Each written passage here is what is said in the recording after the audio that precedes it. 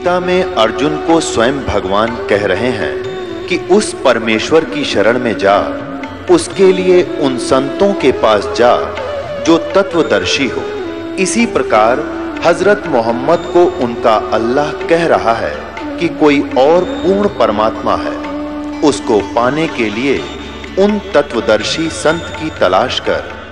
वो प्रभु कौन है, ये जानने के लिए कृपया अवश्य सुनिए जगत गुरु तत्वदर्शी संत रामपाल जी महाराज के अमृत वचन।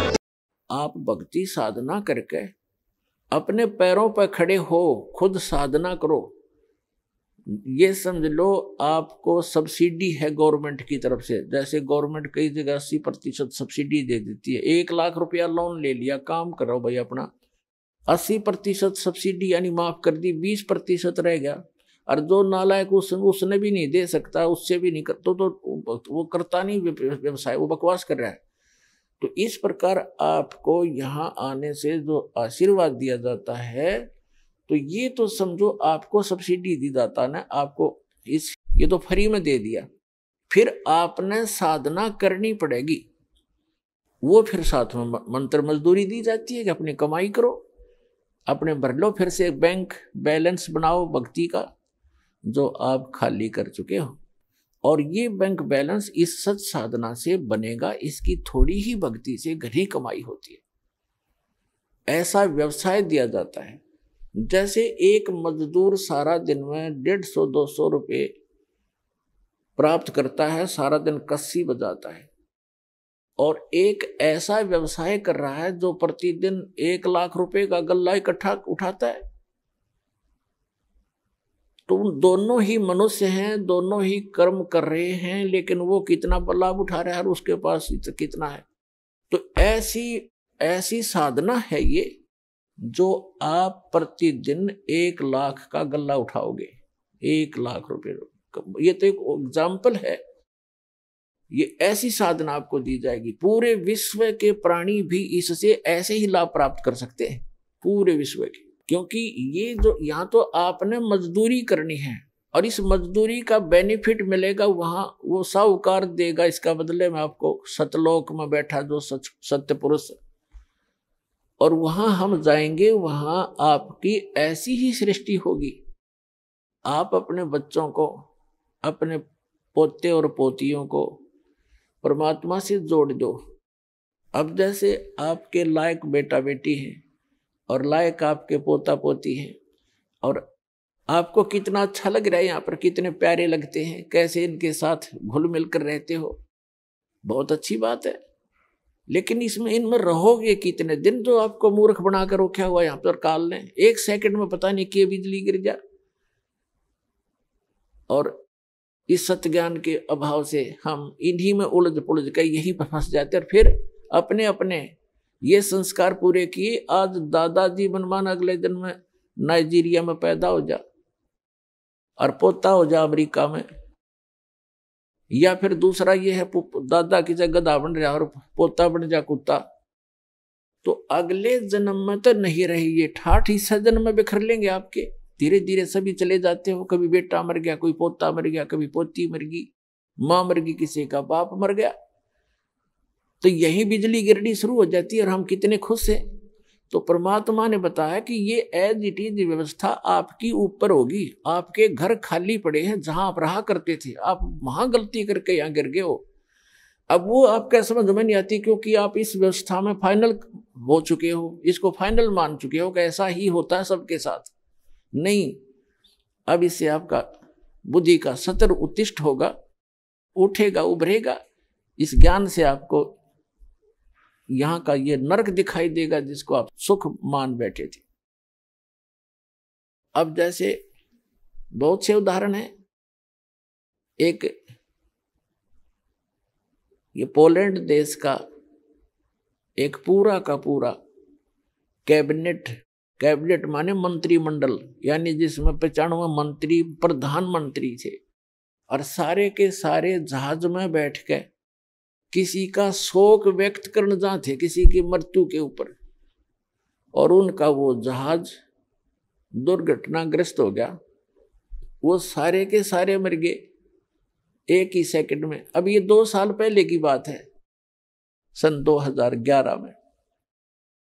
तो पुण्यात्माओं, परमात्मा कहते हैं इस झूठे सुख को सुख है ये मान रहा मनमोद, ये सकल जबीना काल का, ये काल का आहार है सारा, और कुछ मुख में कुछ गोद। अब उनकी कितनी कितनी हवा में उड़ रहे थे वो। प्रत्येक आदमी ऐसे ही रहता है। एक छोटा सा व्यवसाय करने वाला ही फूला नहीं समाता, वो तो प्रधानमंत्री सतर, मंत्री सतर के आदमी थे। तो उनकी कितनी इच्छाएं थी, ये कर देंगे, वापस आएंगे, ऐसा करेंगे, वैसा करेंगे, अब खाक करेंगे। अब कोई बिल्ली बनकर घूम रहा, कोई कुत्ता बनकर घूम रहा होगा, कोई गधा बन गया होगा, कोई किसी और दुर्गति में गंदी नाली का कीड़ा बनेंगे। तो अभी तक हमें पता नहीं था कि इसका कोई विकल्प है, कोई अल्टरनेट है। अब अल्टरनेट है, गारंटीड है, गॉड गिवन है। इस दास के पास प्राप्त है, कल्याण करा लो, और नहीं तो इसमें विवेचन करो।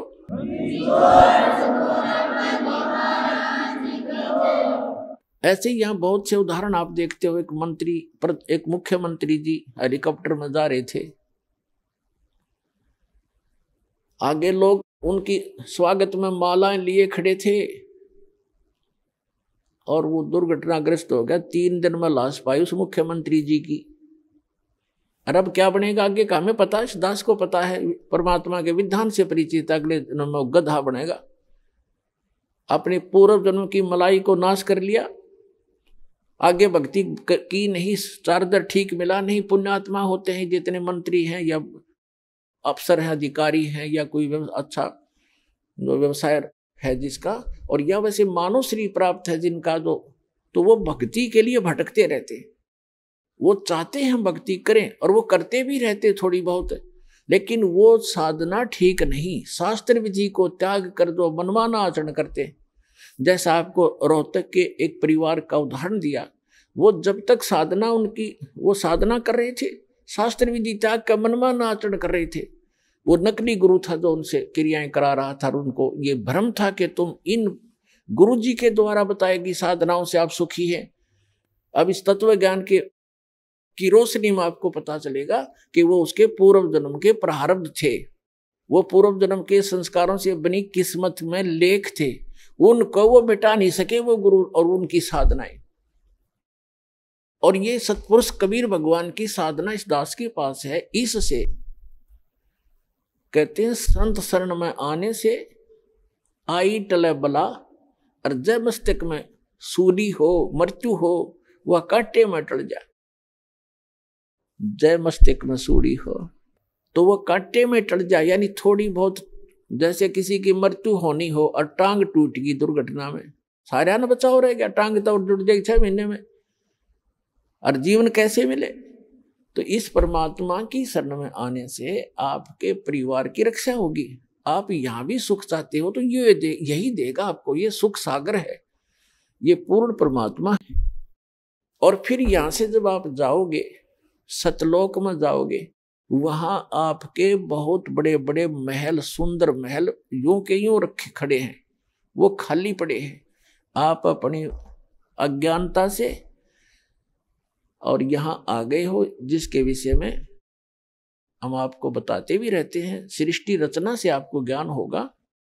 सृष्टि रचना की दास ने CD ये प्रवचन कर रखे हैं, उनकी CD उपलब्ध है, और पुस्तकों में भी भक्तों ने बना रखे हैं, वो आप पढ़ सकते हो, सुन सकते हो। तो कहने का भाव ये है कि जो साधना हम शास्त्र विदिता का मनमाना आचरण करते, तो वहां पर अपने सतलोक के अंदर आपके सारे परिवार यानी पूरे महल हैं, बहुत सुविधाएं हैं। जैसे आप यहाँ क्या देखते हो, जरा सा भी व्यक्ति रोजी रोटी से जिसकी सुविधा उभर जाती है, जैसे आम गरीब निर्धन व्यक्ति तो अपना हैंड टू माउथ होता है, उसने तो अपनी चारपाई और घर की व्यवस्था मुश्किल से पूरी होती है, तो एक झोंपड़ी हो उसी में संतुष्ट है। और जिसका थोड़ी सी पोस्ट हो जाती है, थोड़ा सा धन हो जाता है, तो वो क्या करता है, कोठी हो, सुंदर चारों तरफ चिप्स लगी हो, मार्बल लगा हो, पत्थर लगा हो, आगे लान हो बहुत बड़ा सुंदर, और उसके अंदर बगीची बनी हो चारों तरफ के, उसमें फव्वारे छूट रहे हो, ये प्रत्येक की नीयत है कि जैसे इनमें मैं ठाठ लूं, और ठाठ खाक लेगा। या तो चाहे वो फुहारे भी ला ले और सारी कोठी भी बना ले और बड़ा एक फार्म भी बना ले, और अंदर टेंशन 20 उसका, उसमें धक्के खाओ फुहारे में, तब भी चैन से नहीं रह सकता। तो ये हमें क्यों ऐसा लाइक है, क्यों पसंद है? क्योंकि हम ऐसे स्थान पर रहा करते, वहां हमारी सुविधाएं ऐसी है।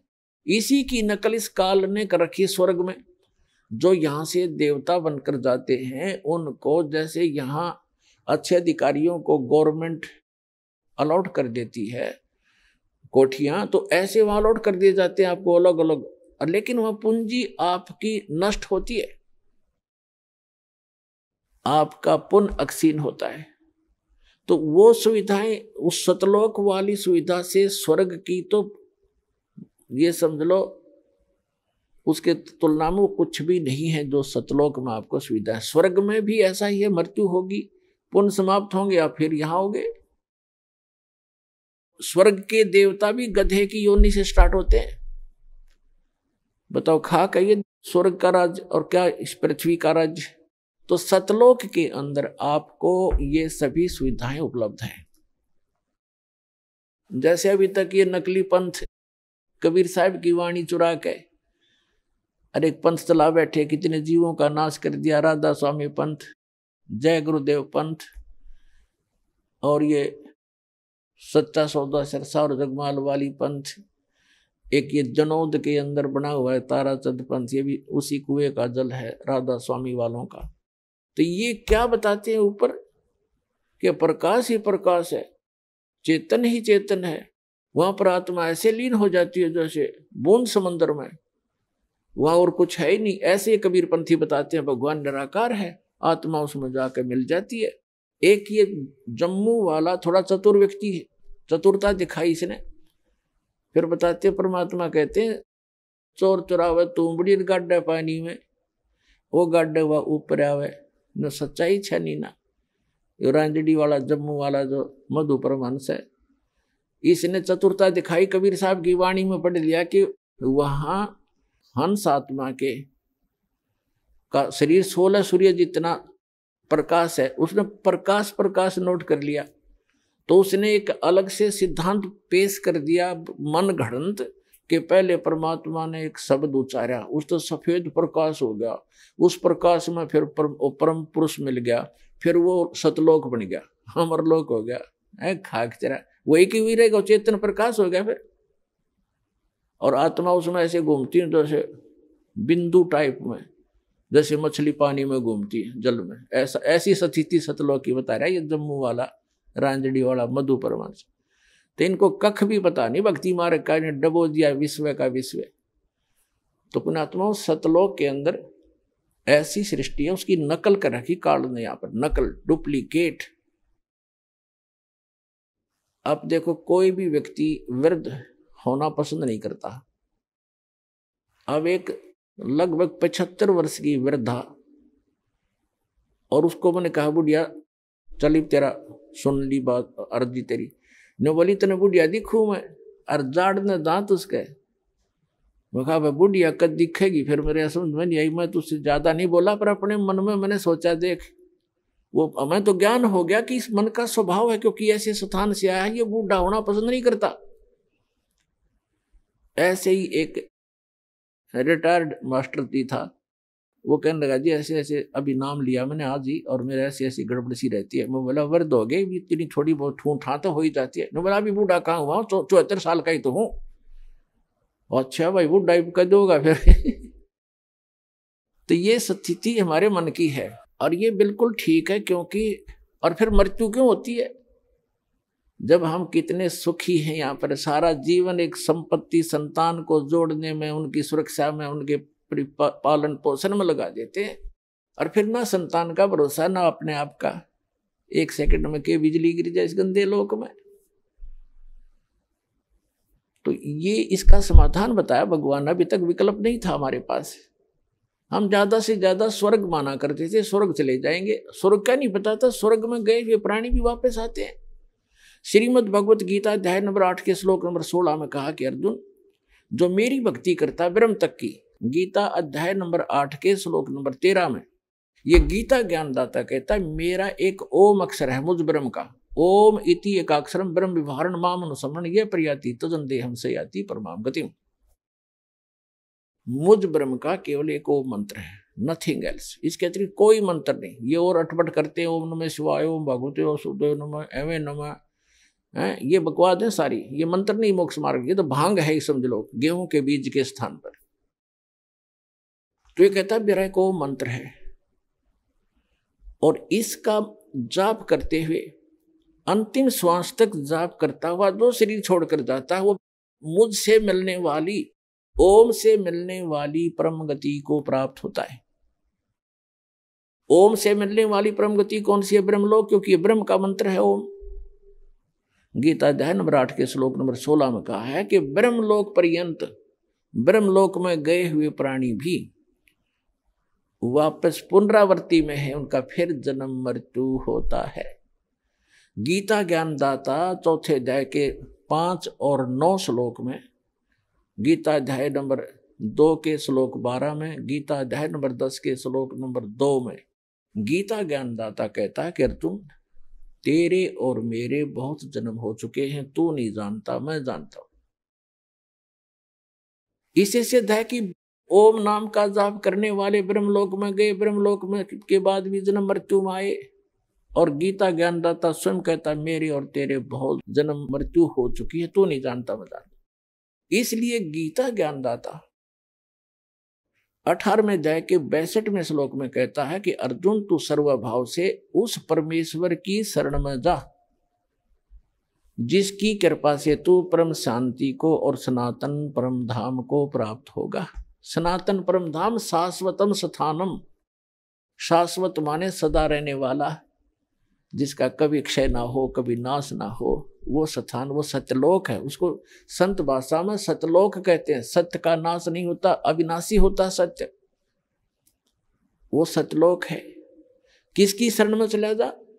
गीता अध्याय नंबर 8 के श्लोक नंबर 1 में अर्जुन ने पूछा कि हे भगवान, गीता ज्ञानदाता से कि आप जी ने गीता अध्याय नंबर 7 के और श्लोक नंबर 29 में 29 में कहा है कि जो व्यक्ति जरा और मरण से छूटने का ही प्रयत्न करते हैं, जरा माने वृद्धावस्था और मरण माने डेथ, मृत्यु, जो जरा और मरण से ही छूटने का प्रयत्न करते हैं, यानी संसार की किसी वस्तु की इच्छा नहीं रखते, ते ब्रह्म तत्विदु कर्षणम अध्यात्म अखिल से कर्मम, वो सारे अध्यात्म से और सभी कर्मों से और तत्ब्रह्म से परिचित हैं। अब गीता अध्याय नंबर 4 के श्लोक नंबर 32 और 34 में 2 कंसेप्ट क्लियर किए हैं। एक तो ये किया है कि सच्चिदानंद घन ब्रह्म स्वयं आकर के वो परम अक्षर ब्रह्म अपने मुख कमल से तत्व ज्ञान बताता है, उसके अंदर उस परमात्मा के पाने की यथार्थ विधि होती है, उसको तत्व ज्ञान कहा है। चौथे अध्याय के 34वें श्लोक में कहा कि अर्जुन, तू उस तत्व ज्ञान को जो complete God given complete spiritual knowledge है, पूर्ण परमात्मा परम अक्षर ब्रह्म के द्वारा दिया गया जो सच्चा ज्ञान है, वो तत्व ज्ञान है, उसको तू तत्वदर्शी संतों के पास जाकर समझ। उनको दंडवत प्रणाम करने से, कपट छोड़कर सरलता पूर्वक प्रसन्न करने से वो तत्वदर्शी संत तुझे उस तत्व ज्ञान का बोध कराएंगे, उपदेश करेंगे। अब 7वें अध्याय के 29वें श्लोक में गीता ज्ञानदाता कहता है कि माम आश्रिता यतन्ति ते, मेरे इस मार्गदर्शन का आश्रय करके कि तत्वदर्शी संतों की खोज कर लो। और वो तत्वदर्शी संत बताओगे उस तत्व ज्ञान को जिन्होंने ये आश्रय कर लिया, मेरे संकेत समझ गए, वो केवल जरा और मरण से ही छूटने का प्रयत्न करते हैं, क्योंकि वो उस तत्व ब्रह्म से और यहाँ के सारे अध्यात्म ज्ञान से और सभी कर्मों से परिचित हैं। जैसे दास आज के सत्संग में आपको वही क्लियर कर रहा है कि ऐसे कर्म करते रहे, ऐसे कर्म करने से ये लाभ होगा, ये हानि होगी, ये भक्ति करने से ये इतना लाभ होगा, जो पूर्व के संस्कार आपके प्राप्त हैं उनसे आपको ये लाभ हो रहा है। सतभक्ति ना करने से फिर वो एक ही दम आप प्राप्तियां आ जाती हैं। और बहुत से प्रमाण भी आपको दिए। मंत्री थे, प्रधानमंत्री थे, मुख्यमंत्री थे, वो पूर्व जन्म के पुण्यों से बने हुए थे। आगे चार्जर था नहीं, आगे सतभक्ति थी नहीं, एक ही दम सब नाश हो गए, जैसे डिस्चार्ज हो जाती है बैटरी इन्वर्टर की, और एक ही समय एक ही दम सब सुविधाएं समाप्त हो जाती हैं। तो इस संपूर्ण अध्यात्म ज्ञान से, सभी कर्मों से जो परिचित हो जाते हैं वो तत्ब्रह्म से परिचित है, और इन कर्मों से, अध्यात्म ज्ञान से वो ही जरा और मरण से छूटने का प्रयत्न करते हैं। जरा माने वृद्धावस्था का कहर। पुण्यात्मा,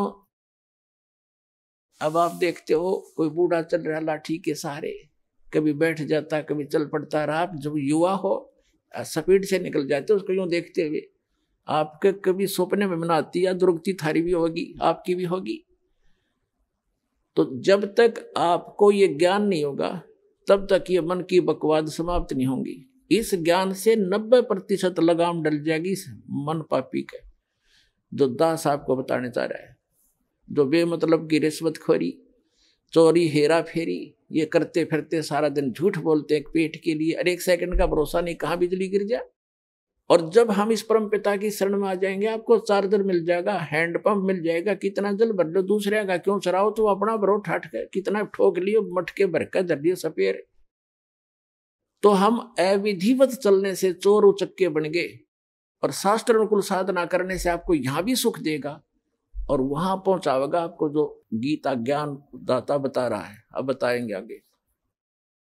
अब गीता ज्ञान दाता बता रहा है कि जो मेरा इस ज्ञान को आश्रय कर लेते हैं, तत्वदर्शी संत की खोज कर लेते हैं, उससे फिर उस तत्ब्रह्म की जानकारी हो जाती है। तत्ब्रह्म, उस परम अक्षर ब्रह्म की, उस परमात्मा की, जिसमें 18वें अध्याय के 62वें श्लोक में जिसकी शरण में जाने के लिए गीता ज्ञानदाता कह रहा है, उसकी जानकारी होती है और सभी कर्मों से परिचित हो जाते हैं, और सभी अध्यात्म कंप्लीट स्पिरिचुअल नॉलेज से वो परिचित हो जाते हैं।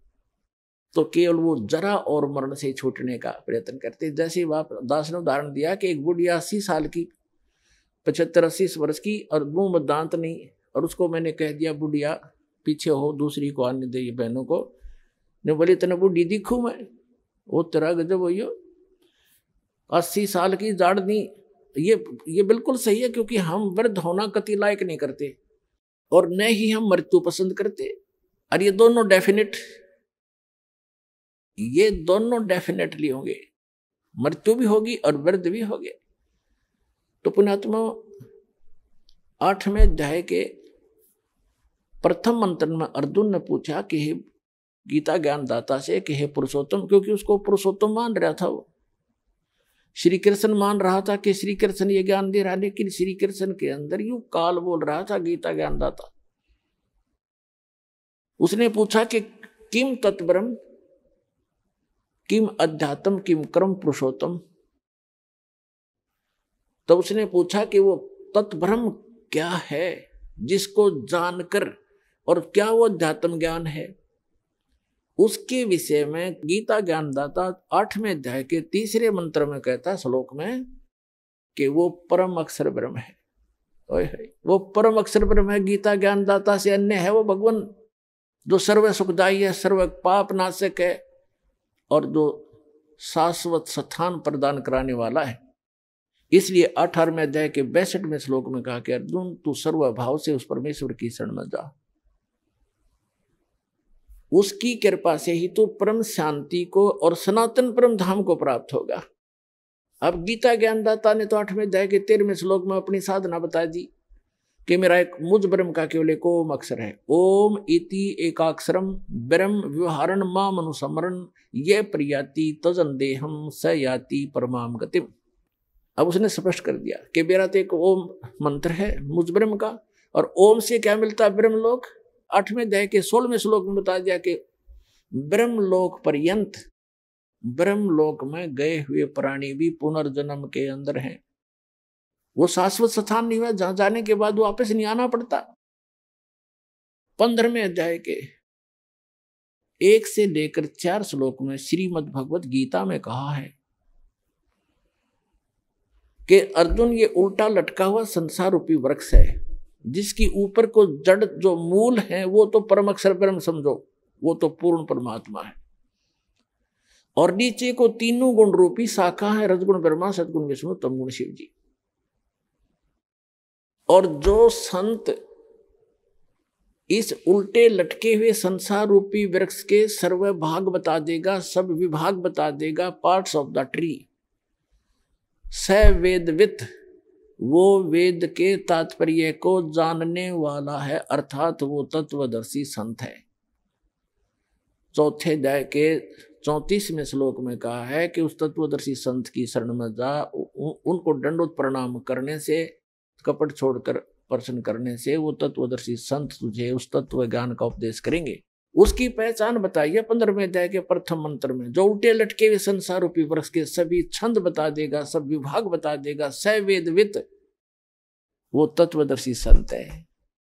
जब परमात्मा परम पूज्य कबीर परमेश्वर जी आदरणीय स्वामी रामानंद जी को सचखंड लेकर गए थे, फिर उनको वापस छोड़ा था, तब कहा था दोहु ठौर है, एक तू भया एक से दो, और रामानंद कह हम कारणे तुम आए हो मगजो। तुम साहेब तुम संत हो, तुम सतगुरु तुम हंस, और गरीबदास तेरे रूप बिना और न दूजा अंश। तुम ही साहेब हो, परमात्मा हो, तुम ही सतगुरु हो, सच्चा ज्ञान मालिक आपके पास ही है, इस विश्व में किसी के पास सच्चा ज्ञान नहीं है, आप सतगुरु हो। तुम साहेब तुम संत हो, एक संत, संत माने सीधा, संत सोए दो सीधा चले, सब बकवादें छोड़ दे, यहाँ की सब बुराइयों से हट करके अपना जैसे मालिक दे उसमें विश्वास, उसी में गुजारा करे, संत सोए दो सीधा चले। तुम साहेब तुम संत हो, तुम सतगुरु तुम हंस, यानी सब बुराइयों से बचे हुए एक सच्चे हंस, सच्चे भक्त भी आप ही ने भूमिका की है। तुम साहेब तुम संत हो, तुम सतगुरु तुम हंस, और गरीबदास तेरे रूप बिना और न दूजा अंश। तो सतगुरु रूप में आए हुए 600 वर्ष पहले कबीर भगवान ने ये तत्व ज्ञान बताया था उस परम अक्षर ब्रह्म ने। वो काशी के अंदर जो धानक रूप में रहे थे, दुल्हाई रूप में, वो परम अक्षर ब्रह्म थे, और आज भी हैं वो हमारे को ज्ञान देने आए थे, हमारे को एक ट्रायल देने आए थे कि संसार में गणे धन की जरूरत नहीं है, जो घना इकट्ठा करता हो महामूर्ख है। कबीर साहब कहते हैं परमात्मा आपको दे जो आपके प्रारब्ध में, आपकी किस्मत में है, सहर्ष स्वीकार करो, लेकिन उसको दुरुपयोग ना करो। बीड़ी शराब मांस तम्बाकू अरे तोचले बनाने पे, नाचने और गाने पे, ब्याह के अंदर बकवाद करने पे, ये दुरुपयोग है तुम्हारा। इसको या तो दान करो और अपना सीमित सा अपना धंधा करो, जो भगवान में बाधक ना बने। तो यहाँ परमात्मा ने रहकर दिखाया था कि टोटे में भक्ति करे, सोए सही सपूत, और ये मायाधारी मस्करे ना जाने कितने जालिए ऊते। तो परमात्मा ने बताया कि वो एक रिहर्सल करके दिखाई दाता ने एक रोल किया कि भगत को इतना पर्याप्त है, घर तो 3.5 हाथ गणाते 4.25, कह कबीर जो घना चावे उसको नहीं विचार। फिर भी भगवान जो आपको दे रखा है उसमें संतुष्टि रखे, और केवल माया की ही डिमांड भगवान से नहीं करे। परमात्मा कोई बालक नहीं है। डॉक्टर के पास आप चले जाते हो, अब डॉक्टर को तो सारा पता है मरीज का, जब उसके दाखिल हो गया, वो एडमिट हो गया, अब मरीज अपना दर्द तो बता सके है, लेकिन डॉक्टर ने कौन सा इलाज पहले करना वो तो डॉक्टर जानता है। अब जैसे आपका एक्सीडेंट हो गया, डॉक्टर के पास चले गए, आपका रक्त बह रहा है, ब्लड निकल रहा है, ब्लीडिंग हो रही है, उधर से आपकी टांग में पीड़ा हो रही है, तो वो डॉक्टर, आप बेशक चिल्ला रहे होगे, लेकिन पहले ब्लड को रोकेगा कि ब्लड बह गया तो ये मर जाएगा, या टांग की चीज तो फिर बंद कर दूंगा, तो पहले वो ब्लड बंद करेगा ताकि आपका जीवन नाश ना हो, वो दर्द फिर हो जाए खत्म। तो इसी प्रकार आप जी यहाँ आते हो, एक परमात्मा के हॉस्पिटल में आ गए, वो आपके सारे दुख दूर होंगे। अब आपने टारगेट बना रखा है मेरा ये काम हो, बस ये हो, और भगवान ने ये पता कि इसकी जान जाने वाली है, 10 दिन के बाद इसका जीवन नहीं है, तो आपकी एज एक्सटेंड करेगा। उम्र एक्सटेंड करने के लिए जो आपको एड दे रहा है वो काम आपका भले ही ना हो रहा है, लेकिन आपको जीवन दान दे करके वो 100 सुख देगा फिर आगे चल के। और डॉक्टर मरीज ये कहे मेरे टांग में पीड़ा, तू कैसा डॉक्टर है, मुझे दर्द ही ठीक हो रहा, लेकिन डॉक्टर को पता है कि इसका ब्लड रोकना जरूरी है, तो डॉक्टर वही काम करेगा जो आपके हित में होगा, आपकी नहीं मानेगा पहले वो। उसको मालूम है कि आप चिल्ला रहे हो, उसको मालूम है कि इसमें ऐसी पीड़ा होगी, लेकिन ये घातक नहीं है। तो छोटे मोटे जो कष्ट आपको यहाँ आने पर भी हो रहे हैं, किस जैसे कई तो ऐसे हाथी ठीक हो जाते हैं, कुछ को अभी वो राहत नहीं मिल रही है जो वो डिमांड लेकर आते हैं। उसका कारण क्या है कि आपका जीवन नाश होने वाला होगा निकट भविष्य में, और परमात्मा आपको एक्सटेंड करेंगे, पहले वो ठीक करेंगे आपका, फिर आप पे सारा सुख होता चला जाएगा, जीवन भी मिलेगा, भक्ति भी होगी, सारा सुख भी यहाँ का जो चाहिए वो भी देगा।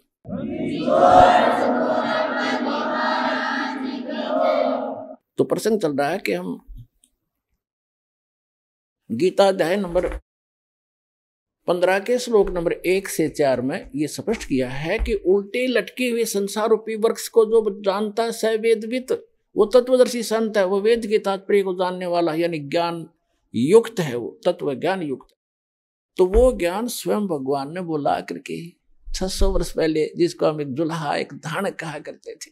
पुण्यात्माओं, ये आपके पिता हैं, पूरे विश्व के सभी आत्माओं के हमदर्द हैं। हमारे लिए ये कैसे वेशभूषा में यहाँ रहा करते थे और कैसा रोल करते थे, और पूरे ब्रह्मांडों का संचालन भी वो एक झोंपड़ी में बैठकर किया करते थे। उसकी समर्थता से जब आप परिचित होगे तब आपको पता चलेगा सचमुच हम भगवान को छोड़कर अन्य की जो साधना कर रहे थे वो मोक्षदायक भी नहीं थी, सुखदायक भी नहीं थी। तो क्या बताया परमात्मा ने, अक्षर पुरुष एक पेड़ है जो पृथ्वी से बाहर दिखाई देता, उसको पूरे सभी विभाग सहित उसको पेड़ बोलते हैं, ट्री बोलते हैं, वृक्ष कहते हैं, दरखत कहते हैं, रूख कहते हैं। और उसकी जो नीचे का जो हिस्सा है जड़, वो प्रोक्ष है, वो गुप्त है। तो इसको उल्टा कर लीजिए, ऊपर को जो जड़ है वो संसार रूपी वृक्ष की, तो वो जड़ तो समझो पूर्ण परमात्मा है, और उस पूर्ण परमात्मा ने आके बताया है कि अक्षर पुरुष एक पेड़ है, और सरपुरुष वा की डार, ज्योत निरंजन जिसके कहते हैं सरपुरुष, और तीनों देवा शाखा है ये पात रूप संसार। ये देखिएगा एक संसार रूपी वृक्ष का चित्र दिखाते हैं। ये पृथ्वी से बाहर जो दिखता है, समझो ये जो इतना है, ये देखिएगा ये स्थिति है वृक्ष की, पेड़ की। परमात्मा ने खुद बताया कि अक्षर पुरुष एक पेड़ है, ये सारा एक पेड़ है, और इसका तना जो है ये अक्षर पुरुष है, और सरपुरुष या की डार, और तीनों देवा शाखा हैं ये पात रूप संसार। आप जी यहाँ पर हैं नीचे, और ये अक्षर पुरुष है, ये तना है। ये अक्षर पुरुष तो समझो एक तना है ये इस पेड़ का, और इससे एक मोटी डार निकली है, वो सरपुरुष है, ये सरपुरुष है जिसको ब्रह्म कहते हैं, ब्रह्म। और ये तीनों देवा, इसके 3 पुत्र हैं, इसकी 3 शाखाएं हैं, रजगुण ब्रह्मा जी, सतगुण विष्णु जी, तमगुण शिव जी, और पात रूप संसार। अब ये तो उस परम पिता ने आके बता दिया कि अक्षर पुरुष एक पेड़ है, और निरंजन वा की डार, ये सरपुरुष वा की डार, और तीनों देवा शाखा है ये पात रूप संसार। तो ये जड़ कौन है ये बताने के लिए दास को भेजा है कि ये जड़ जो है ये परम अक्षर ब्रह्म है इस संसार रूपी वृक्ष की। और वो परम अक्षर ब्रह्म कौन है? अनंत कोट ब्रह्मांड का एक रति नहीं भारे, ये सतगुरु पुरुष कबीरे हैं कुल के सिरजनहारे। ये हो परम अक्षर ब्रह्म। अपने आत्मा उस परमात्मा ने स्वयं आकर बताया कि अक्षर पुरुष एक पेड़ है, सरपुरुष वा की डार, और तीनों देवा शाखा है ये पात रूप संसार। तो गीता अध्याय नंबर 15 के श्लोक नंबर 1 में कहा कि जो संत, जो व्यक्ति संसार रूपी वृक्ष के इन सभी पार्ट्स को बता देगा, छंद को बता देगा, स वेदवित, तो तत्वदर्शी संत। उसके पश्चात 15वें अध्याय के 4थे श्लोक में कहा, उसके पश्चात परमेश्वर के उस परम पद की खोज करनी चाहिए। जब तत्वदर्शी संत मिल जाए, उस तत्व ज्ञान से गीता अध्याय नंबर 15 के श्लोक नंबर 1 से 4 का निष्कर्ष दास बताने जा रहा है। तीसरे में कहा है कि उस तत्व ज्ञान से इस अज्ञान रूपी गुत्थी को काट कर समझकर उसके पश्चात परमेश्वर के उस परम पद की खोज करनी चाहिए, जहां जाने के बाद साधक फिर लौटकर कभी संसार में नहीं आते। और गीता ज्ञानदाता कहता है कि जिस परमेश्वर से संसार रूपी वृक्ष की ये प्रवृत्ति विस्तार को प्राप्त हुई है, यानी जिसने सब ब्रह्मांडों की रचना की है, केवल उसकी भक्ति करना और की नहीं।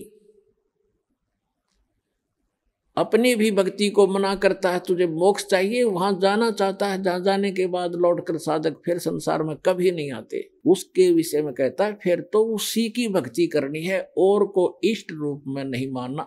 ये देखिएगा श्रीमद् भगवत गीता दिखाते हैं आपको, ये देखिएगा श्रीमद् भगवत गीता और जयदयाल गोविंद का द्वारा इसका अनुवाद है।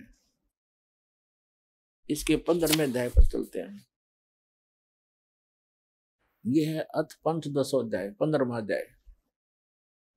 इसमें कहा है श्री भगवान वाच ऊर्ध्व मूलम अध शाखम अश्वत्थम प्राहु अव्यम छंदासी यस्य प्रणानी ये तम वेद स वेदवित। इन्होंने अनुवाद ठीक नहीं करना आया, ये तो ठीक लिखा ना। आदि पुरुष परमेश्वर तो समझो, ऊपर को जड़ है वो तो पूर्ण परमात्मा है। ऊर्ध्व मूलम ऊपर को शाखा लिखना था, वो आदि पुरुष परमेश्वर है। और अध शाखम नीचे को शाखा वाला, ये गलत लिखा है, पर मारूप मुख्य शाखा वाले नहीं। ये देखो दूसरे मंत्र में गीता अध्याय नंबर 15 के श्लोक नंबर 2 में अध और अध 2 बार आए हैं। इन्होंने इसका अनुवाद यहाँ किया है। अध माने नीचे, अध माने नीचे, बिल्कुल ठीक है। अध माने नीचे, अध माने नीचे। तो यहाँ ऊर्ध्व माने ऊपर, ऊर्ध्व माने ऊपर। यहाँ देखो हम ही नीचे देख लेंगे प्रथम अध्याय में 15वें अध्याय के प्रथम मंत्र में ऊर्ध्व मूलम ऊपर को जड़ वाला, मूल जड़, और अध शाखम नीचे को शाखा वाला।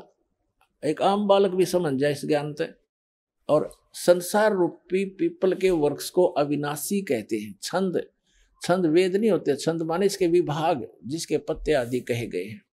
और तम वेद, तम यह वेद जिसको उस संसार रूपी वृक्ष को जो अंधकार रूप में छुपा हुआ है, ज्ञान रूप में, जिसको समझ नहीं सके, उस संसार रूप वृक्ष को जो पुरुष मूल सहित यानी जड़ से लेकर और पत्तों तक तत्व से जानता है, स वेदवित, स वेदवित, वह वेद के तात्पर्य को जानने वाला है, अर्थात वह तत्वदर्शी संत है। अब यहां देखो, अब 15वें अध्याय का हमने इसमें सारा बता रखा है। तीसरे में क्या कहा है कि अब हम इसको सारे सुना देते हैं आपको। ये दूसरे में क्या कहा है कि उस संसार वृक्ष की तीनों गुण रूप, तीनों गुण माने रजगुण ब्रह्मा, सतगुण विष्णु, तमगुण शिव जी, रूप जल से बढ़ाई हुई नहीं, ये शाखाएं हैं, शाखा है। विषय प्रवाला शाखा है, विषय विकारों वाली ये शाखा है। रजगुण ब्रह्मा, सतगुण विष्णु, तमगुण शिव जी, अध नीचे और ऊपर फैली हुई है। नीचे माने जैसे यो गीता का ज्ञान पृथ्वी पर बोला जा रहा था, ऊपर स्वर्ग, नीचे पाताल, ऊपर और नीचे फैली हुई है। क्योंकि श्री ब्रह्मा, श्री विष्णु, श्री शिव जी एक एक गुण युक्त हैं, एक एक विभाग के मंत्री हैं। इनका प्रभाव इन तीनों ही लोकों पर है, पृथ्वी लोक पर, पाताल लोक और स्वर्ग लोक पर। इससे अन्य जो स्थान है, जो ब्रह्म लोक है, वो अलग स्थान है, वहां पर ये काल भी 3 ही रूप धारण करके रखता है, उसमें भी तीनों ही गुण अपने विद्यमान रखता है। वो ऊपर के लोकों के लोग उससे प्रभावित होते हैं, इनका केवल यहीं तक सीमा है। अब देखो ऊपर और नीचे फैली हुई। और मनुष्य लोक में, इस संसार में कर्मों के अनुसार बांधने वाली ये भी मुख्य मूलानी, मुख्य कारण है, नीचे और ऊपर फैली हुई है, नीचे और ऊपर। अब तीसरे में कहा है कि इस संसार वर्ष का स्वरूप जैसा कहा है वैसा यहाँ विचार काल में गीता ज्ञानदाता कहता कि जैसा इसके बारे में सुना है उसको पूर्ण रूप से मैं तेरे को नहीं बता पाऊंगा इस गीता जी के डिस्कशन में। जैसे इस संसार वर्ष का स्वरूप जैसा कहा है वैसा यहाँ विचार काल में नहीं पाया जाता, नहीं पाया जाता। क्योंकि गीता ज्ञानदाता कहता है कि क्योंकि न तो इसका आदि है और न अंत, तथा न इसकी अच्छी प्रकार से स्थिति है, यानी वो परिचित नहीं है उससे। इसलिए इस अहमता, इस सुविरुद्ध मूलम, इस दृढ़, अब जैसे संसार रूपी वृक्ष का ऊपर को जड़ जो स्थान है वो सतलोक, अलखलोक, अगमलोक, अकैलोक, ऊपर क्या जो पोर्शन है सारे तीन चारों लोक वो अविनाशी स्थान है। इसलिए सुदृढ़ मूल कहा, वो मूल जो है वो अविनाशी है, वो शाश्वत है। तो उस संसार रूपी वृक्ष के उस दृढ़ रूपी मूल वाले, यानी जो कभी नाशमा नहीं आता, वो जड़ रूपी स्थान, वो भगवान समझो, स्थान और भगवान, यानी वहां का लोक भी अविनाशी, वहां का भगवान भी अविनाशी, वहां के गए हुए प्राणी भी अविनाशी। ये देखो सुविरुद्ध मूलम, उस अहमता ममता नहीं, उस अति दृढ़ मूल वाले, यानी उस अविनाशी मूल स्थान, जड़ रूपी स्थान वाले संसार रूपी पीपल के वृक्ष को दृढ़ असंग शस्त्रेण छित्वा, इन्होंने यहां गलत कर दिया, वैराग रूप शस्त्र द्वारा नहीं, उस तत्व ज्ञान रूपी शस्त्र द्वारा काट कर, उसको समझ कर, उसके बाद चौथे श्लोक में कहा है, 15वें अध्याय के चौथे श्लोक में कहा है, ये 15वां अध्याय चल रहा है, 15वां अध्याय, यहाँ हमारे चौथा श्लोक पढ़ रहे हैं। उसके पश्चात उस परम पद रूप परमेश्वर को भली भांति खोजना चाहिए, जिसमें गए हुए पुरुष यानी साधक फिर लौटकर संसार में नहीं आते, उनका जन्म मरण फिर नहीं होता। और जिस परमेश्वर से इस पुरातन यानी आदि संसार रूपी वृक्ष की, यानी जिसने सारे ब्रह्मांडों की रचना की है, प्रवृत्ति विस्तार को प्राप्त हुई है, उसी आदि पुरुष नारायण के मैं शरण हूं, ऐसा निश्चय करके उस परमेश्वर का ही मनन और निधि ध्यान करना चाहिए। परपदे माने उसकी पूजा करनी चाहिए। गीता ज्ञानदाता ने स्पष्ट कर दिया कि मेरी भक्ति करने से तुझे वो शाश्वत स्थान नहीं मिल सकता। उसके लिए गीता अध्याय नंबर 17 के श्लोक नंबर 23 में गीता ज्ञानदाता ने संकेत दिया है कि उस सच्चिदानंद घन ब्रह्म की साधना के 3 मंत्र हैं उसके पाने के। ओम तत्सत इति निर्देश ब्रह्मण त्रिविद समर्थ ब्राह्मणा तेन वेदा च यगा च विहिता पुरा। उस सच्चिदानंद घन ब्रह्म के को पाने का, उसके सत भक्ति करने का केवल ओम तत्सत ये 3 मंत्र का निर्देश है। निर्देश माने नथिंग एल्स, फाइनल फैसला, उसके अतिरिक्त अग्रम मग्रम समाप्त, ये निर्देश है, डायरेक्शन है,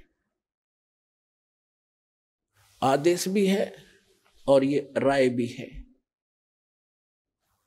सच्चिदानंद घन ब्रह्म को पाने का, उस परम अक्षर ब्रह्म को, उस सुख स्थान को पाने का ये 3 मंत्र की मजदूरी है, स्मरण है इसका 3 मंत्र का।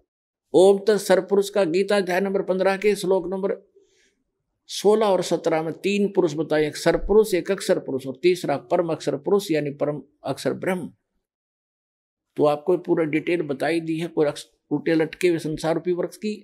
तो परम अक्षर ब्रह्म तो उसकी जड़ समझो, मूल है जो सबका धारण पोषण करता है। तो गीता अध्याय नंबर 15 के श्लोक नंबर 16 में कहा कि 2 पुरुष हैं, सरपुरुष और अक्षर पुरुष, और ये दोनों नाशवान, इनके अंतर्गत जितने प्राणी वो भी नाशवान है। जीवात्मा किसी की नहीं मरती, वो तो गधे कुत्ते की भी नहीं मरती। फिर 15वें अध्याय के 17वें श्लोक में तुरंत कहा कि उत्तम पुरुष है तो अन्य, पुरुषोत्तम सही भगवान तो इन दोनों से, सरपुरुष और अक्षर पुरुष से कोई और है जिसको परमात्मा कहा जाता है, और जो तीनों लोकों में प्रवेश करके सबका धारण पोषण करता है, वो अविनाशी परमेश्वर है। यानी वृक्ष का धारण पोषण किससे होता है? मूल से होता है, जड़ से होता है, और जड़ वो परम अक्षर ब्रह्म है। तो परम अक्षर ब्रह्म वो कबीर भगवान जो है वो सबका धारण पोषण करने वाला वही है। तो यहाँ क्या बताया है कि उस ओम तत्सत, ओम जो है, ओम तो मंत्र है ब्रह्म का जिसको सरपुरुष कहते हैं, और तत् है ये अक्षर पुरुष का जिसको परब्रह्म भी कहते हैं। ब्रह्म से नेक्स्ट ब्रह्म, परब्रह्म दूसरा। और तीसरा जो मंत्र है सत्य, वो परम अक्षर ब्रह्म का है, वो परम अक्षर पुरुष का है। तो ये तीनों मंत्र इस दास के पास उपलब्ध हैं। इन तीनों मंत्रों की मजदूरी करनी है, इसकी साधना करनी है। कोई अभी तक ये मार क्यों खाते रहे कबीर पंथी? ये इन मंत्रों का जाप नहीं करते थे तो दास आपको प्रथम बार देता है। ये कहते हैं तो ब्रह्मा विष्णु महेश की पूजाएं हैं, हम क्यों करें, हम तो सतपुरुष की साधना करेंगे। ऐसे ही ये बात बिगड़ी रही। अरे ये साधना नहीं, ये तो यहाँ के मालिक हैं। बताओ, हम जिस क्षेत्र में रह रहे हैं और वहाँ के तहसीलदार या वहाँ के SHO या किसी और से खस्से और उनका जो टैक्स जो भी उनका है वो नहीं दें तो हमें लाभ कैसे मिलेगा? मजदूरी, जैसे हमने बिजली वालों से ले रखा है, बिजली ले ली बिजली विभाग से, टेलीफोन ले लिया टेलीफोन विभाग से, और जब उनका कर्जा उसको देंगे नहीं, टैक्स उनका रेंट नहीं देंगे तो वो सुविधा बंद कर देंगे हमारी। इसमें के एहसान किया? तो हम मजदूरी कर रहे हैं यहाँ की सुविधा प्राप्त करने के लिए और कुछ धन डिपॉजिट कर रहे हैं जो हमें आगे अपने स्वलोक जाने के लिए। तो ये इनकी पूजा नहीं है।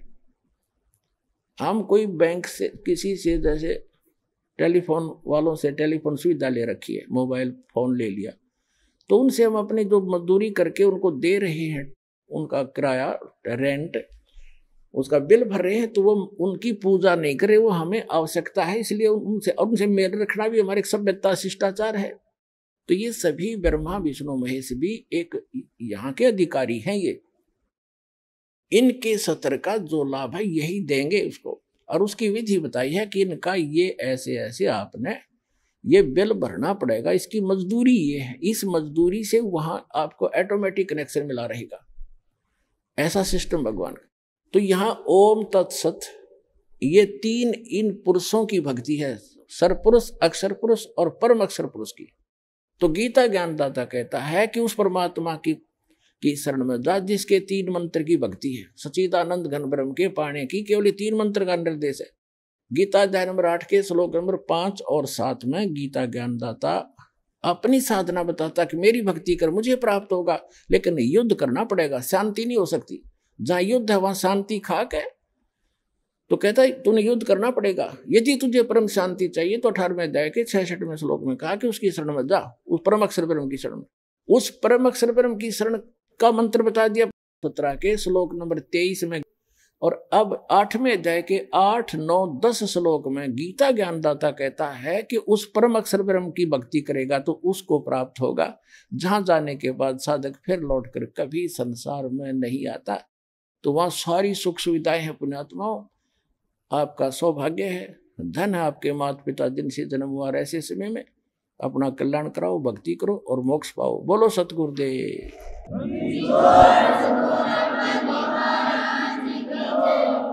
आइए अब हम उन श्रद्धालुओं के अनुभव जानते हैं जो जगत गुरु तत्वदर्शी संत रामपाल जी महाराज जी से दीक्षा प्राप्त कर चुके हैं तथा उनके द्वारा बताए गए भक्ति मार्ग पर चल रहे हैं। बहन जी नमस्कार। नमस्कार जी। क्या नाम है आपका? शशि प्रभा। कहाँ से आए आप? चंडीगढ़ से। संत रामपाल जी महाराज से नाम दीक्षा कब लिया आपने? 2004 दिसंबर में। संत रामपाल जी महाराज से नाम दीक्षा लेने से पहले आप क्या भक्ति करते थे? हम सभी देवी देवताओं की पूजा करते थे जी।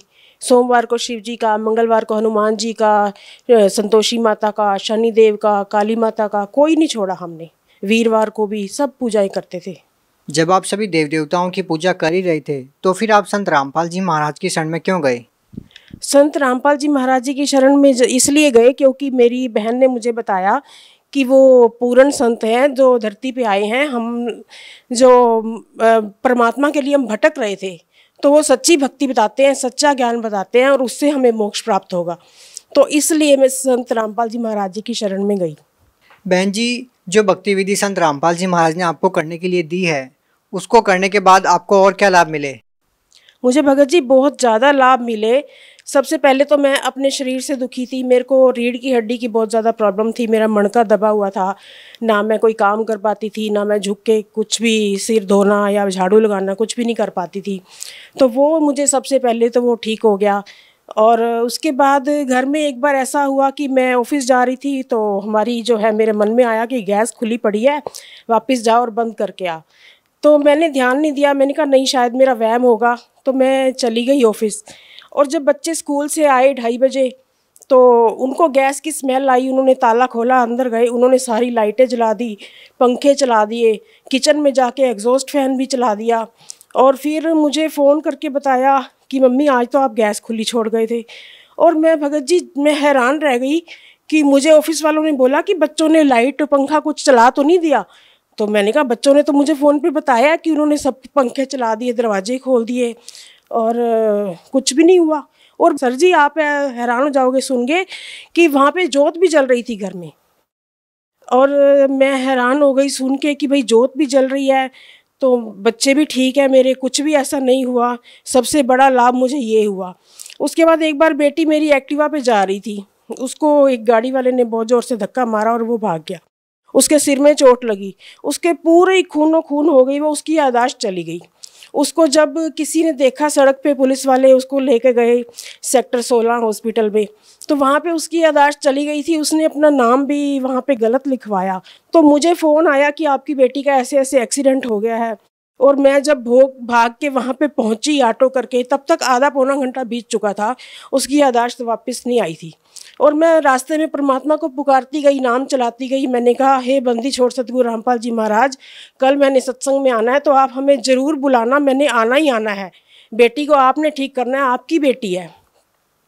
तो जब मैं वहाँ पहुँची, मैंने बेटी को देखा, मैंने उसको बोला बेटे नाम चलाओ, जो हमें बंदी छोड़ सतगुरु रामपाल जी महाराज जी ने नाम दिया हुआ है वो नाम चलाओ। तो उसकी एकदम याददाश्त वापस आ गई, उसको याद आ गया कि हाँ ये मेरी मम्मी है, हमें नाम लिया हुआ है हमने। तो उसने भगत जी नाम चलाना शुरू किया और वो उसको ओटी में लेके गए। डॉक्टर ने बोला कि इसके सारे बाल कटेंगे यहाँ से और इसको स्टिच लगेंगे। तो जब वो ओटी में लेके गए, उन्होंने नाई बुला लिया बाल काटने के लिए और बेटी रोई जा रही थी कि मुझे बाल नहीं कटवाने। तो मैंने उसको बोला तू सिर्फ नाम चला, परमात्मा पे छोड़ दे, बंदी छोड़ सतगुरु रामपाल जी महाराज पे।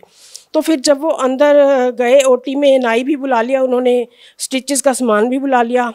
तो उन्होंने सर जी सारा सिर खोल के देखा बेटी का, कहीं कोई पता ही नहीं चल रहा था ब्लड आया कहाँ से है।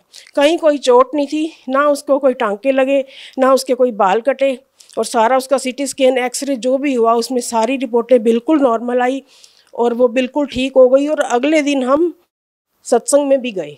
उसके अलावा हमें घर में, जैसे मेरे पति नशा करते थे, तंबाकू खाते थे, शराब पीते थे, तो वो उन्होंने मेरे से पहले उन्होंने नाम लिया था, उन्होंने वो सब छोड़ दिया और घर हमारा ऐसा सुखी हो गया, ऐसा स्वर्ग जैसा हो गया। नाम लेने से पहले तो हमारे घर में बहुत दुख क्लेश रहता था, हर टाइम झगड़ा होता था शराब पीने की वजह से, और वो सब बंद हो गया, घर में सुख शांति आ गई हमारे। बहन जी, संत रामपाल जी महाराज ने जो भक्ति विधि दी है उसको करने से आपको और क्या लाभ मिले? ऐसा है, जब हमने नाम नहीं लिया था उससे पहले मैंने कई बार ट्राई किया था बैंक में जाके कि मैं लोन लूं, क्योंकि मुझे घर में थोड़ा काम करवाना था। घर हमारा काफ़ी गंदा था, जैसे हमने नया ख़रीदा था। तो मैं जब कई बार गई, उन्होंने मुझे कभी कहते थे ये स्टैम्प पेपर नहीं है, कभी वो स्टैम्प पेपर नहीं है, कभी सैलरी स्लिप लाओ, कभी कुछ रह जाता था। तो वो ज़्यादा मतलब इग्नोर मारते थे। तो जब मैंने तत्वदर्शी संत रामपाल जी महाराज जी से नाम ले लिया, उसके बाद 2-4 दिन ही हुए थे मुझे, मैंने ऐसे बैठे हुए ऑफिस में सोचा कि मैं लोन के लिए एक बार पता करूं। तो मैंने ये नहीं सोचा था कि मैंने नाम ले लिया, इसलिए मेरे को तो ऐसे लगा कि मुझे एक बार फिर ट्राई करना चाहिए। मैं सारे कागज़ उठा के बैंक में गई, तो मेरे दिमाग में पता नहीं क्या आया कि मैं सीधा बैंक मैनेजर के पास ही चली गई। तो मैंने कहा सर मुझे ऐसे ऐसे लोन लेना है, तो देखिए मुझे बड़ी प्रॉब्लम आ रही है, यहाँ पे कोई ध्यान नहीं दे रहा। तो उन्होंने मेरे से सारे कागज़ लिए, मुझे कुछ नहीं बोला, बस बोला कि बैठ जाओ। उन्होंने कंप्यूटर में पता नहीं क्या कुछ करना शुरू कर दिया और थोड़ी देर बाद मुझे कहते कि गारंटर को बुला लो। मैंने गारंटर को बुलाया और उनसे साइन करवाए और फिर मुझे कहते कि ठीक है आपका काम हो गया, आप जाओ। मैंने कहा सर मेरे को पैसे परसों तक चाहिए, तो कब तक हो जाएगा? वो कहते कि पैसे तो आपके अकाउंट में आ गए, आप अभी निकलवा लो चाहे। मतलब काम ऐसे बनने लग गए थे, हर कदम पे काम हम सोचते थे और पहले ही हो जाता था। और भगत जी इतने ज़्यादा लाभ हैं कि मैं क्या बताऊँ आपको। हर कदम पे परमात्मा हमारी सुन लेते हैं। जैसे हम कोई काम सोचते थे और पहले हो जाता था। जैसे मेरी बेटी ने सोचा कि मुझे नर्सिंग करनी है, हमने तत्वदर्शी संत रामपाल जी महाराज जी से पूछा कि क्या ये नर्सिंग कर ले, तो परमात्मा ने बोला कि तत्वदर्शी संत रामपाल जी महाराज जी ने बोला कि नहीं, बच्चों के जो है ना नर्सिंग नहीं, आप डॉक्टरी करवाओ इसको। तो स्कूल से आए उसके कॉलेज वाले और उसको स्कूल से लेके गए और उसकी सिर्फ 25,000 रुपये 1 साल की फ़ीस में 4 साल की उसने डिग्री कर ली और आज वो डॉक्टर बन चुकी है और दुबई में जॉब कर रही है। बहन जी, जैसा कि आपने बताया कि पहले आप सभी देव देवताओं की पूजा करते थे, उस साधना को करने के बाद आपको कोई लाभ नहीं मिले और जब आप संत रामपाल जी महाराज की शरण में गए तो आपको बहुत सारे लाभ मिलने लगे। तो आपको क्या भिन्नता नज़र आती है कि पहले जो साधना आप करते थे और संत रामपाल जी महाराज ने जो भक्ति विधि आपको दी है उसमें आपको क्या भिन्नता नज़र आती है? आप क्या कहना चाहेंगे? संत रामपाल जी महाराज जी ने जो हमें भक्ति दी है वो वेदों और शास्त्रों के अनुसार दी है। उस भक्ति में ताकत है, उस परमात्मा की वाणी में ताकत है जो सतगुरु रामपाल जी महाराज हमें शास्त्रों के अनुसार भक्ति करवाते हैं। बहन जी, जैसा कि आप कह रहे हैं कि संत रामपाल जी महाराज आपको शास्त्रों के अनुसार भक्ति दे रहे हैं, शास्त्रों के अनुसार भक्ति से आपका क्या तात्पर्य है? मतलब जो वेदों में लिखा है, जो गीता में लिखा है, जैसे हमारे को नाम लेने से पहले हमारे मम्मी हमें कहते थे हर रोज़ 18वां अध्याय पढ़ लिया करो। हमें ये नहीं पता था 18वां अध्याय पढ़ने से लाभ है या उसको समझने से लाभ है। तो हमें जगत गुरु तत्वदर्शी संत रामपाल जी महाराज जी ने उस 18वें अध्याय में लिखा क्या है उसको खोल के बता दिया कि परमात्मा ये कहते हैं कि भाई जो तत्वदर्शी संत है, जो 3 नाम का जाप देते हैं और जो जन्म मरण से छुटवाएं, जो मोक्ष प्राप्त करवाएं, वही भक्ति हमें करनी चाहिए। और वो भक्ति वेदों में लिखी है, शास्त्रों में लिखी है, गीता में लिखी है। बाकी जो संत हैं वो कुछ भी बोलते हैं, कोई राम की कहानी सुना देता है, कोई कृष्ण की सुना देता है, लेकिन हमें मोक्ष तो इसी भक्ति से मिलेगा ना जो परमात्मा हमें शास्त्रों के अनुसार बताते हैं, बंदी छोड़ सतगुरु रामपाल जी महाराज। बहन जी, देखिए आपने कहा कि संत रामपाल जी महाराज शास्त्रों के अनुसार भक्ति बताते हैं। हम आपसे ये पूछना चाहते हैं कि हिंदुस्तान में हजारों लाखों धर्मगुरु हैं जिनके बहुत सारे शिष्य हैं, तो भगत समाज इस बात का निर्णय कैसे कर पाएगा कि कौन धर्मगुरु सही भक्ति विधि बता रहा है, कौन गलत? परमात्मा का सत्संग सुनना पड़ेगा उनको, बंदी छोड़ सतगुरु रामपाल जी महाराज जी का सत्संग सुनना पड़ेगा, उनका ज्ञान सुनना पड़ेगा। उनको अगर मोक्ष चाहिए, जैसे हम बचपन से ही सोचते थे कि परमात्मा कौन है, कहाँ मिलता है, कहाँ रहता है, हमें उन सवालों के जवाब तत्वदर्शी संत रामपाल जी महाराज जी की शरण में आने से, उनका ज्ञान सुनने से मिला। तो उनको ज्ञान सुनना पड़ेगा, परमात्मा का सत्संग सुनना पड़ेगा, तभी वो समझ पाएंगे और कंपैरिजन कर पाएंगे कि वो जहाँ पहले जा रहे थे, सुन रहे थे, वहाँ पे वो क्या बताते हैं और ये क्या बताते हैं। बहन जी, अगर हम बात करें संत रामपाल जी महाराज की, तो संत रामपाल जी महाराज के बारे में ये भी कहा जाता है कि संत रामपाल जी महाराज देव देवताओं की भक्ति छुड़वाते हैं। जैसे कि पहले आप सभी देव देवताओं की पूजा करते थे और अब आप संत रामपाल जी महाराज द्वारा दी गई भक्ति कर रहे हैं, तो क्या संत रामपाल जी महाराज देव देवताओं की भक्ति छुड़वाते हैं? नहीं, वो भक्ति नहीं छुड़वाते हैं, वो हमें सही भक्ति बताते हैं। देवी देवताओं के कौन से नाम जपने वाले हैं जिनसे हमें लाभ मिलेगा, वो सब देवी देवताओं का नाम जपवाते हैं, लेकिन विधि अनुसार बताते हैं, तो वो नाम जपने से हमें लाभ मिलता है। बहन जी, जैसे कि हम देखते हैं कि आपने बहुत सारी अलग अलग प्रकार की साधनाएं की, आपने व्रत उपवास भी किए, आपने कठोर साधनाएं भी की। ऐसे हिंदुस्तान में बहुत सारे लोग हैं जो अलग अलग प्रकार की साधनाएं करते हैं। तो बहन जी, आपको वो भक्ति करने से कोई लाभ नहीं मिला, तो आप उन लोगों को क्या कहना चाहेंगे जो लोग आज भी उस भक्ति विधि में आरूढ़ है? सब समाज से हाथ जोड़ के विनती करना चाहती हूँ कि सबको ही परमात्मा की तलाश होती है, सबको ही मोक्ष चाहिए, सबको ही सुख चाहिए। तो तत्वदर्शी संत रामपाल जी महाराज जी की शरण में आए और उनका ज्ञान सुने, उनको समझे और उसके बाद वो निर्णय करें कि क्या सही है, क्या गलत है। अगर वो सुनेंगे तभी उनको समझ में आएगा। वो दुनिया की बातों में ना जाएं, मीडिया क्या बता रहा है, क्या दिखा रहा है, वो ना समझें, उस चीज़ को ना सोचें। सत्संग सुने, परमात्मा का ज्ञान सुने, उसके बाद भी निर्णय कर सकते हैं कि क्या सही है और क्या गलत है। जी, बहुत बहुत धन्यवाद सत साहिब।